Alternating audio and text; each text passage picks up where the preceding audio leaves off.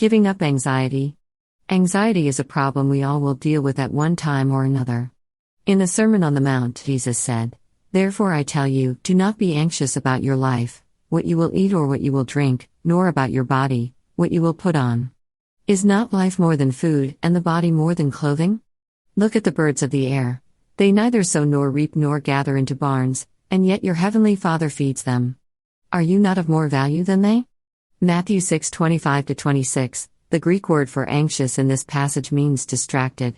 It's a word that refers to uncertainty. That's what anxiety produces in us. It gives us a feeling of, what next?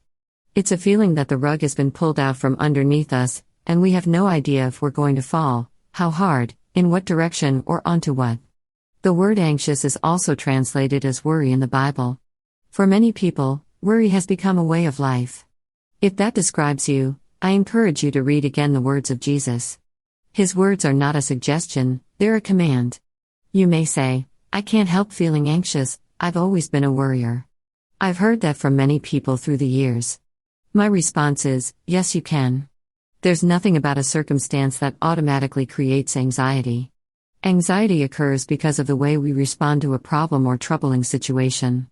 Your ability to choose is part of God's gift of free will to every human being. You can choose how you feel. You can choose what you think about, and you can choose how you will respond to a circumstance. It certainly isn't God's purpose for you to feel anxious. He doesn't allow situations in your life so you'll have anxiety. The Father may allow a situation in your life to develop stronger faith, grow and mature, or change a bad habit or negative attitude. But God doesn't set you up for anxiety. He's always at work to bring you to a place where you'll trust Him more, obey Him more fully, and receive more of His blessings. You can fall into a downward spiral of anxiety. Or you can say, "Father, I bring this to you. It's beyond my control. I feel helpless in this situation, but you have the power to change what I'm facing. You love me perfectly, and I'm trusting you to handle what concerns me in the way you see fit. I know whatever you've planned for me is for my good. I look forward to seeing the way you choose to express your love, wisdom, and power." Friend, this is the way of peace, the road out of anxiety and worry. That is why I tell you not to worry about everyday life. Whether you have enough food and drink or enough clothes to wear. Isn't life more than food and your body more than clothing?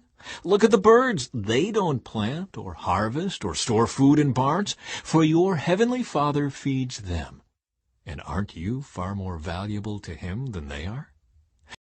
For God has not given us a spirit of fear and timidity, but of power, love, and self-discipline.